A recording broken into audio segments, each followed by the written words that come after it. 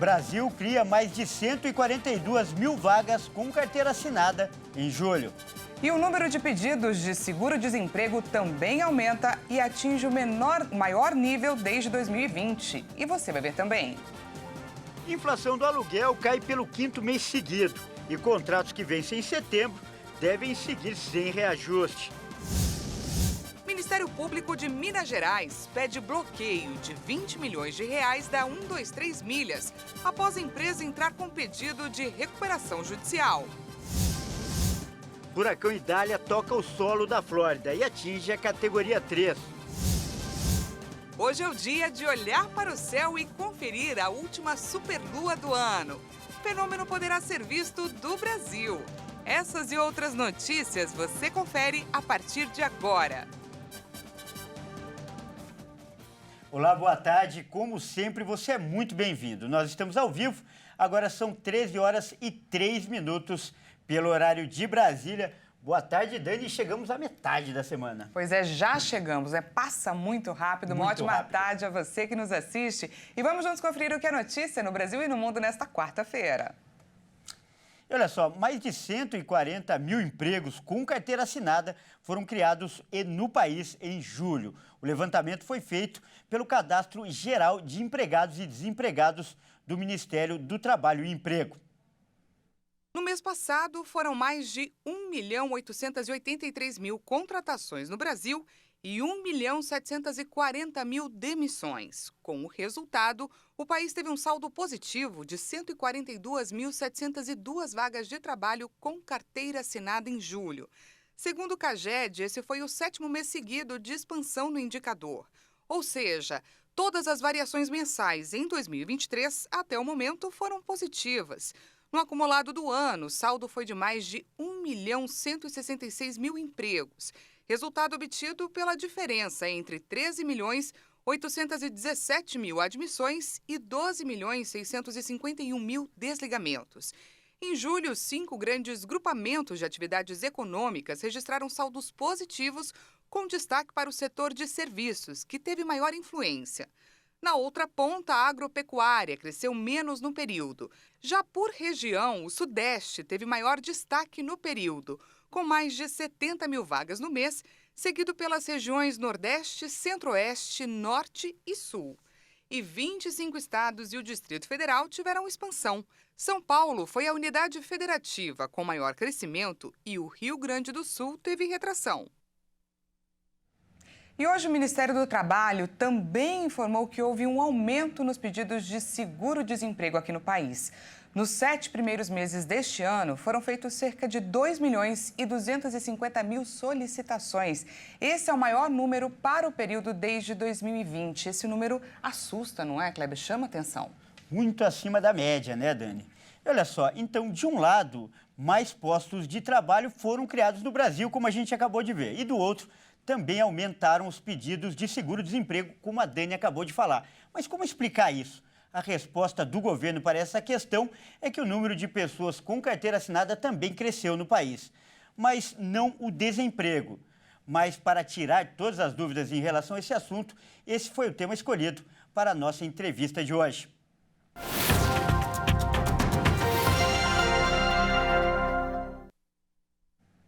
Para falar sobre esse assunto, nosso convidado de hoje é o Bruno Mori, que é economista e planejador financeiro. Boa tarde, Bruno. Seja muito bem-vindo. Boa tarde, é um prazer estar aqui com vocês. Esses temas relacionados ao emprego divulgados hoje realmente, aparentemente, são contraditórios, mas o mercado já tinha essa expectativa de uma criação um pouco mais baixa de empregos para o mês de julho. Na verdade, desde o começo de ano, a criação de empregos vem desacelerando. Não é um número muito fora da expectativa do que o mercado aguardava. O setor responsável pela maior criação de empregos foi o de serviços. Normalmente, o mês de julho é marcado por férias escolares, isso também tem uma relação com esse setor em específico. Por outro lado, como a gente comentou no comecinho desse quadro, também cresceram as solicitações por seguro-desemprego. O governo alega que isso não se deve ao desemprego, mas sim ao fato do trabalho com carteira assinada ter crescido. Você concorda? Queria que você pontuasse isso para a gente. A questão do seguro-desemprego, o trabalhador que é demitido, ele tem até 120 dias para dar entrada no seguro-desemprego. Então, a gente teve um acúmulo de solicitações no mês de julho que não reflete necessariamente todos os desligamentos do mês, do próprio mês, né? Então, isso pode ser um estoque ou reflexo de demissões de meses anteriores. É muito difícil ter certeza de que isso aconteceu no mesmo mês. Então, existe essa defasagem aí possível. E, Bruno, nós estamos nos aproximando do fim do ano e muitos postos de emprego temporário são abertos nessa época tradicionalmente.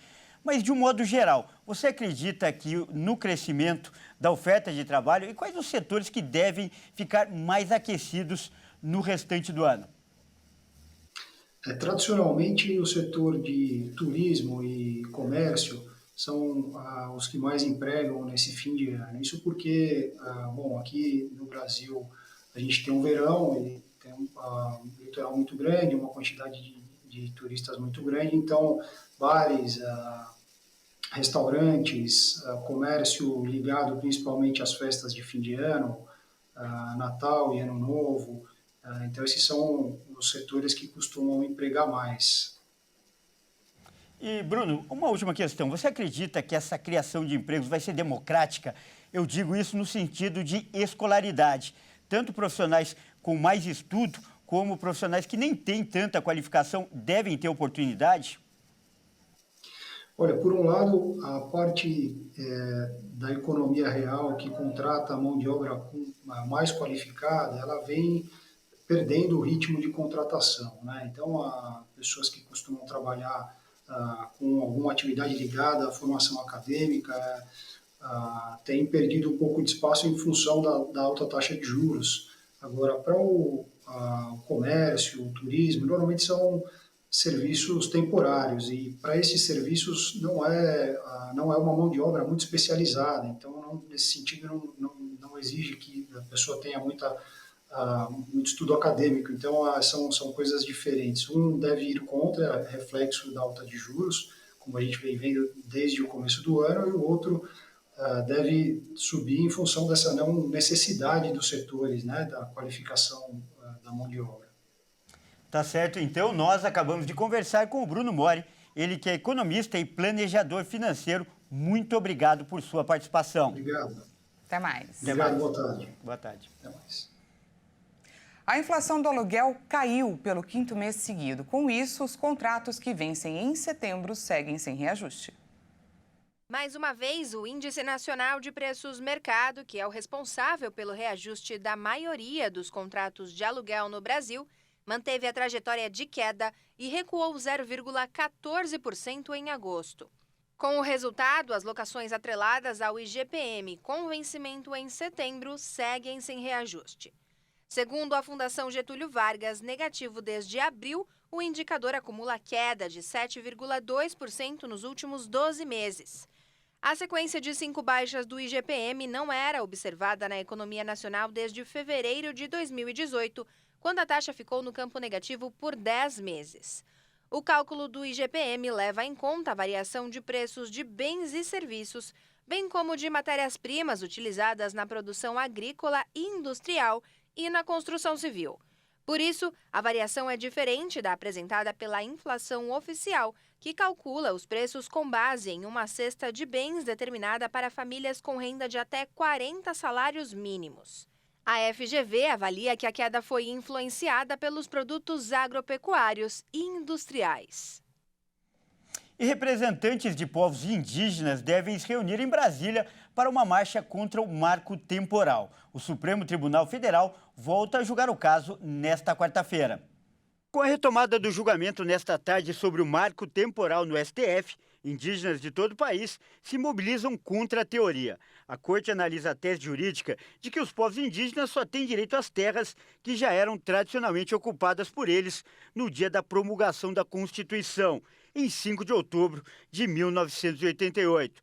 Segundo a articulação dos povos indígenas do Brasil, devem protestar em Brasília mais de 600 pessoas de cerca de 20 povos indígenas de 8 estados. 60 lideranças vão ter espaço para acompanhar o julgamento de dentro do plenário. Em frente ao prédio, que fica na Praça dos Três Poderes, uma tenda com telão e sonorização vai ser montada para a transmissão do julgamento. O processo no STF é de repercussão geral e trata de uma reintegração de posse movida pelo Instituto do Meio Ambiente de Santa Catarina contra o povo Xoklengue, da terra indígena Ibirama. O julgamento no STF foi iniciado em 2021. Até o momento, há um voto a favor do marco temporal do ministro Nunes Marques e 2 contra, dos ministros Edson Fachin e Alexandre de Moraes. A tese, além de ser analisada no STF, tramita no Congresso Nacional e está em análise no Senado. E veja a seguir, furacão Idália toca o solo na Flórida e atinge a categoria 3. E a gente te conta já que hoje vai acontecer a última superlua do ano. Os detalhes depois do intervalo.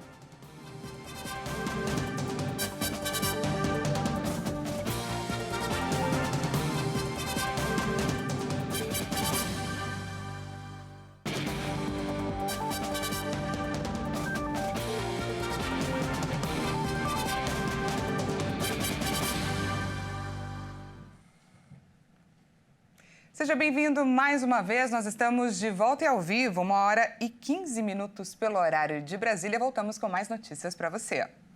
Olha só, a 123 Milhas entrou com um pedido de recuperação judicial. A empresa alega que enfrenta uma grave crise financeira. Na última semana, só para a gente ter uma ideia, mais de 16 mil processos foram abertos por clientes na justiça por causa do cancelamento de viagens, né, Dani? Pois é, um tema muito polêmico. E a pergunta que muitos clientes fazem agora é como ficará a situação após esse pedido da empresa, principalmente em relação à devolução do dinheiro. Vamos ouvir agora o advogado Renato Escardoa, que traz algumas orientações importantes para a gente. A primeira medida que deve ser adotada pelos consumidores que têm valores a receber da 123 Milhas é verificar se eles estão relacionados na relação de credores da 123 Milhas. Esse documento ele deve ser disponibilizado pelo administrador judicial em um site próprio, é uma planilha onde vai estar todas essas informações. Além disso, ele tem que também verificar se o valor do crédito informado também está correto. Se na primeira análise ele não encontrar o nome dele, ele deve procurar um advogado para que ele possa se habilitar ao processo de recuperação judicial. Se os valores não estiverem corretos, é aberto um prazo e esses consumidores também devem questionar e informar o valor que eles entendem como devido, tá?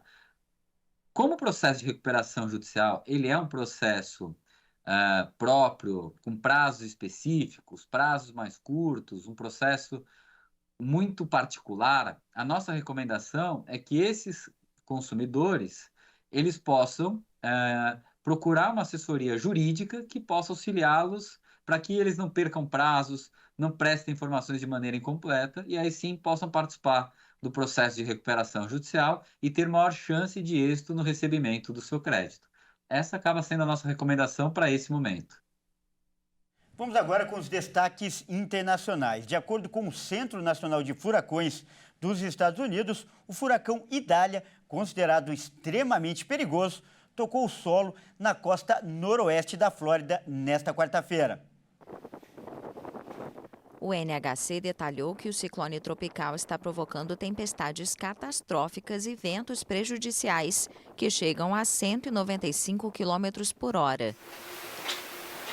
Antes de tocar a terra nesta quarta-feira, Idália era considerado um furacão de categoria 4 enquanto avançava pelo Golfo do México, mas foi rebaixado à categoria 3 na escala de 5 níveis de Saffir-Simpson. Ao chegar à terra firme, esses fenômenos costumam perder força, mas as autoridades meteorológicas dos Estados Unidos alertaram em um comunicado que Idália segue sendo um furacão potencialmente perigoso em seu trajeto para o norte, na direção da Geórgia e da Carolina do Sul. Desde a noite de segunda-feira, Idália também afetou Cuba, onde foram registradas inundações, cortes de energia elétrica e evacuações. No mesmo dia, o presidente Joe Biden aprovou uma declaração de emergência para a Flórida, o que garante ajuda federal para enfrentar a passagem do furacão. O governador do estado, Ron DeSantis, pediu que os moradores das zonas de evacuação ao longo do Golfo do México saíssem imediatamente e reforçou que este furacão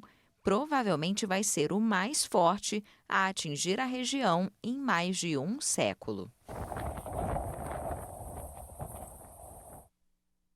Os militares do Gabão, país localizado na África Central, anunciaram que o presidente destituído, Ali Bongo, foi colocado em prisão domiciliar. A detenção aconteceu poucas horas depois do anúncio da reeleição dele. Bongo está há 14 anos no poder.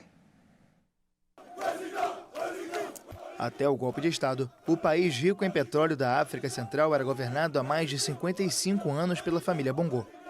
Ali, detido junto da família e dos médicos pessoais, apareceu em um vídeo cuja fonte é desconhecida, pedindo para que seja feito barulho pelo golpe no país. I'm Ali Bongo Ondimba, President of Gabon. Sou Ali Bongo Ondimba, presidente do Gabão, e envio uma mensagem a todos os amigos que tenho em todo o mundo, pedindo que façam barulho porque me prenderam junto da minha família. Meu filho está em algum lugar, minha mulher está em outro e eu estou em prisão domiciliar. Somewhere, my wife is in another place and I'm at the residence. Também foram detidos funcionários de alto escalão do regime, conselheiros da presidência e os 2 principais líderes do influente Partido Democrático Gabonense. Ali Ondimba concorreu por um 3º mandato nas eleições de sábado, que incluíram votações para a presidência, legislativas e municipais.